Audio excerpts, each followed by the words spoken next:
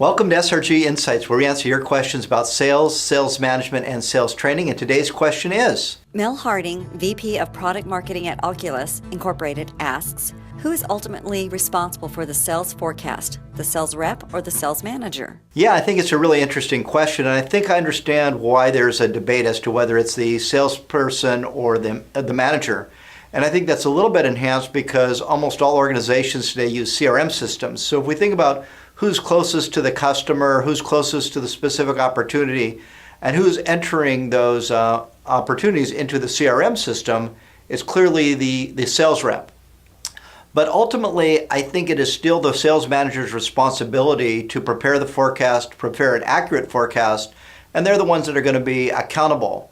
So if I'm a sales manager, I could still rely on my sales reps to enter the opportunities, put together a forecast, roll that up, and simply turn that over to senior management. But I think that's really dangerous, and here's why. So if you think about the nature of sales reps, there's going to be a lot of differences among the attitudes and the way salespeople may relate to their pipeline. So you may have some people who are very, very optimistic, and so let's start there. And so you have the super optimistic salespeople, and optimism is a great thing for a salesperson. We want them to be confident, we want them to be positive. But they may have a tendency to overestimate the percentage of the deals that are going to close or how soon those deals are going to close. So left to their own devices without any management, they'll probably produce a forecast that's greater than what they'll actually achieve. Now let's go to the more conservative salesperson. Remember, I'm not saying less optimistic, I'm just saying more conservative. These are often sales veterans. They've been around for a while. They know they're going to be held accountable to a number. So what they'll typically do is they'll underestimate the percentage of the deals that are going to close or how soon they're going to close and provide a lowball figure. This is often called in sales sandbagging. So they actually know they're going to do better than what they're projecting, but they'd rather overachieve than underachieve. So as a sales manager, given the differences, my goal is to meet with them, understand the specific deals they're working on, and make sure they're all categorized in a way that's very objective.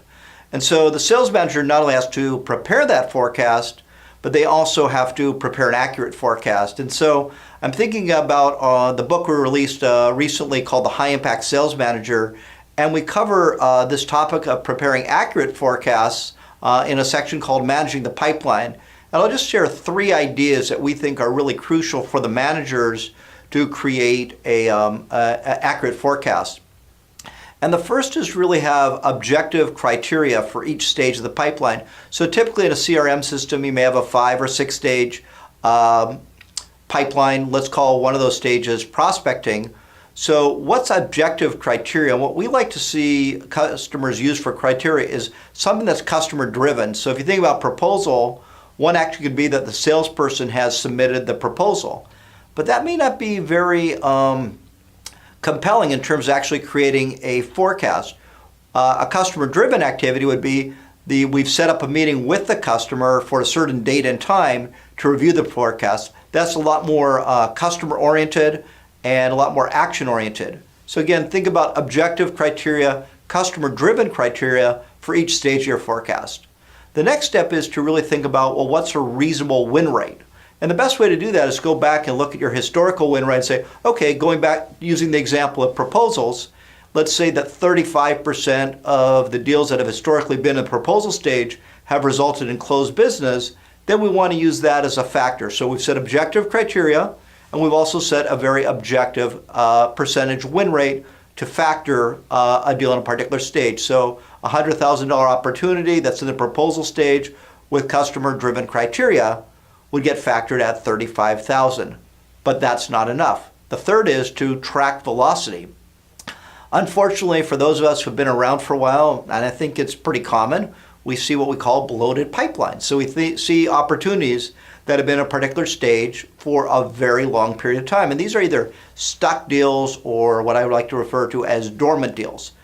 And what we want to think about is what's a reasonable amount of time for each stage of the pipeline. So again, using the example of proposal, it may be reasonable to have something in the proposal stage for about 30 days.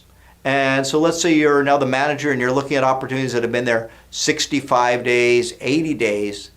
You don't want to factor those into your forecast. You want to eliminate all of those deals that have been in a particular stage for too long. Obviously, when they advance to the next stage, you'll reset the clock. So just to recap, objective criteria, customer-driven, of course, is very important, reasonable probability, and track the velocity to make sure that it really truly is a live date. So back to your original question, it's a really thought-provoking question. It is ultimately the manager's responsibility to prepare the forecast. They're the ones that are accountable.